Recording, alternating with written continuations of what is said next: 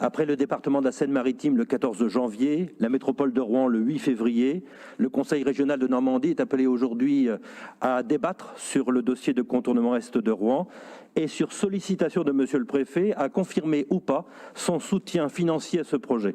Alors j'ai envie de dire un nouveau débat. Pourquoi ?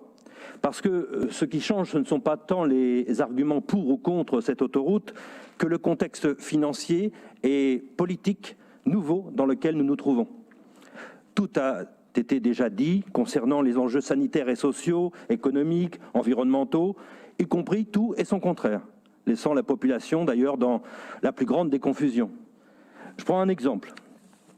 Dans les considérants de cette délibération, Monsieur le Président, vous indiquez que la réalisation de contournement Est réduirait l'exposition des populations aux polluants atmosphériques, alors que l'étude d'impact prévoit une augmentation de 4 à 14% selon les polluants.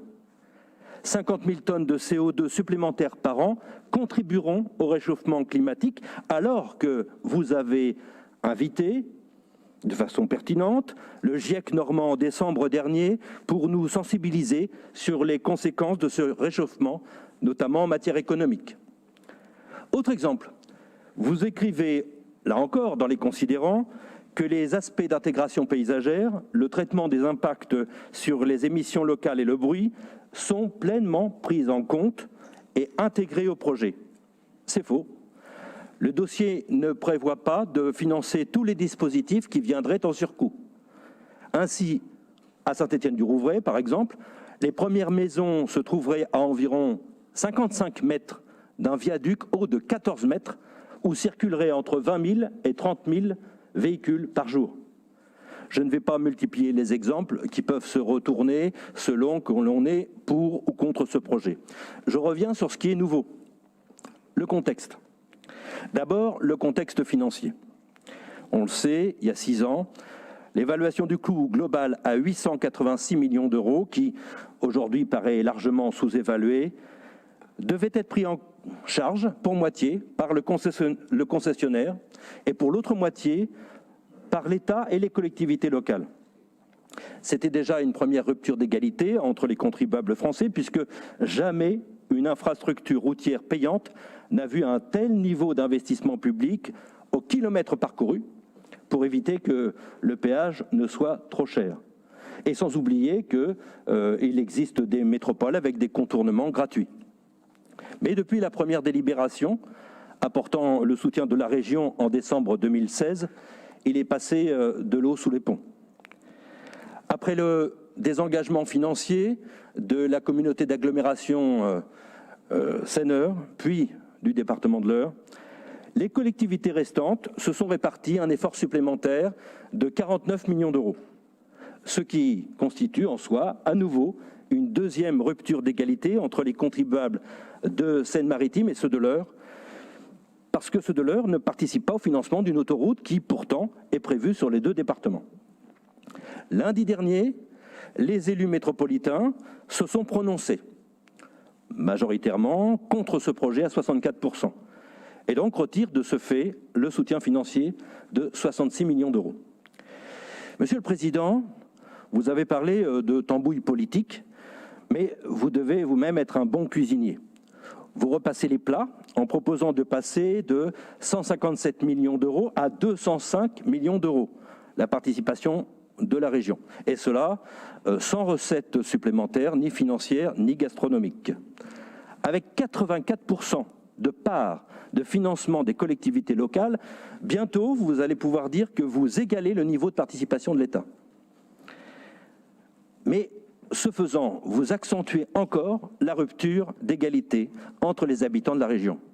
Pourquoi est-ce que les habitants de la Manche, les habitants du Calvados, les habitants de l'Orne, pourquoi les habitants du Havre, de Dieppe ou bien d'Épeignes accepteraient-ils que notre région consacre encore plus d'argent au contournement est de Rouen plutôt qu'à leur territoire? La rupture d'égalité, elle existe aussi entre les projets de notre territoire régional. D'abord, sans recettes supplémentaires, cette dépense nouvelle de 48 millions d'euros, elle devra nécessairement remettre en cause des niveaux d'investissement sur d'autres projets. Alors, Monsieur le Président, quels sont ces projets sur lesquels il faudra réviser à la baisse de 48 millions d'euros? Dans les lycées? Dans les équipements? Dans les transports? Alors j'espère que ce ne sera pas sur les modes ferroviaires et fluviaux, parce qu'ils constituent justement une réelle alternative crédible au tout routier, notamment pour consolider et développer l'axe Seine, lui-même menacé par le projet de canal Seine-Nord. D'ailleurs, ce que vous vous autorisez avec cette rallonge arbitraire, sans autorisation démocratique d'ailleurs des Normands, pourquoi est-ce qu'elle n'est pas possible sur des dossiers qui patinent, en particulier dans le cas des CPER, CPIER? Je pense notamment qu'on pourrait s'engager davantage dans l'enseignement supérieur, la recherche, l'innovation. Je connais un site qui pourrait accueillir tout cela. Monsieur le Président, dans ce contexte financier changeant, la plus grande incertitude porte finalement sur l'engagement de l'État. Depuis un an, la crise sanitaire est passée par là. Pour limiter la casse au niveau économique dans de nombreux secteurs, mais pas tous, parce que certains ont été un peu oubliés, la culture, l'éducation, les services publics, les associations, etc., eh bien l'État a injecté plus d'une centaine de milliards d'euros dans ce qu'il a appelé le plan de relance. Alors, soit il considère que sa participation de 245 millions d'euros contribue au plan de relance, ou soit il considère que le niveau exceptionnel de dépenses et d'endettement national pour faire face à la crise est déjà suffisamment élevé pour ne plus s'engager sur des projets qui ne font pas consensus sur les territoires. Dans ce cas, Monsieur le Président, si jamais ça arrivait, est-ce que vous allez proposer à l'État que la Normandie paye à sa place le contournement est de Rouen?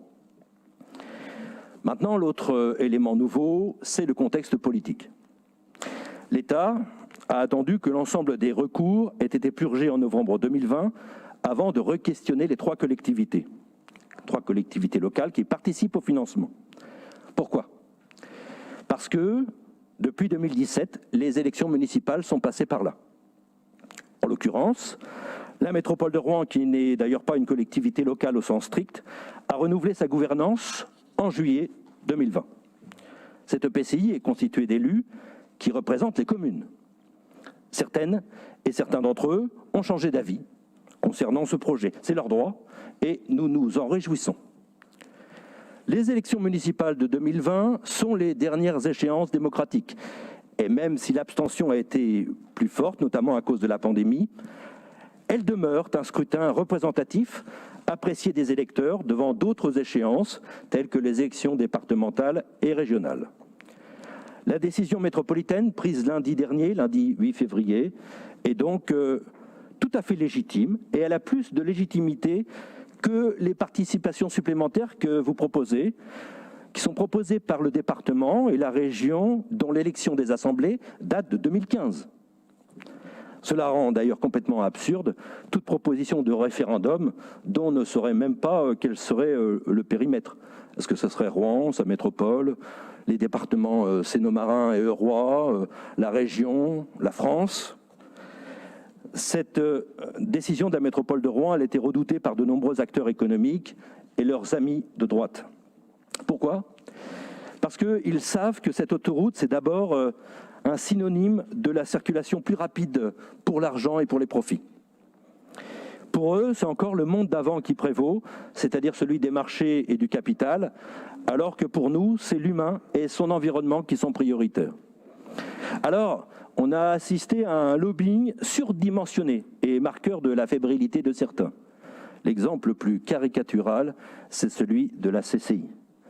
Celle-ci a acheté à grands frais des pages de propagande pendant des semaines dans Paris-Normandie, alors que pour d'autres actions, elle n'avait soi-disant plus d'argent. Un message de la CCI nous a même été adressé sur nos boîtes mail, juste avant le Conseil, pour une dernière tentative d'influence. Je ne sais pas ce que dirait la CNIL à ce sujet. La CCI ferait mieux de se concentrer sur le soutien aux artisans, aux TPE, aux PME, plutôt que de jouer le gardien de l'ordre capitaliste. Enfin, Monsieur le Président, au niveau du contexte politique, il reste les échéances qui sont fixées au mois de juin prochain. On le voit à travers les positionnements politiques sur ce projet de contournement est de Rouen, les lignes de clivage de clivage se font plus nettes. Et cette délibération, qui se veut revancharde contre la métropole rouennaise, n'est sans doute pas la fin du chemin, ni le début de l'autoroute d'ailleurs. D'une part parce que ce qu'une majorité a décidé de faire, une autre majorité peut le défaire, et après juin 2021, le département de Seine-Maritime et la région Normandie pourront revisiter leur vote. Et puis, d'autre part, parce que l'État a donné le sens de sa décision à travers les propos tenus par monsieur le préfet en disant qu'il n'imposera pas un projet rejeté par le territoire. Alors vous me direz, les promesses n'engagent que ceux qui y croient, comme disait un célèbre homme de droite.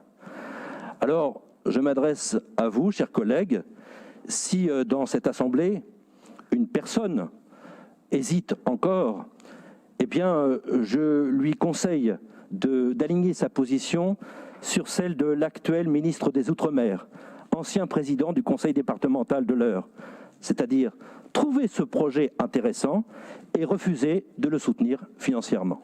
Je vous remercie.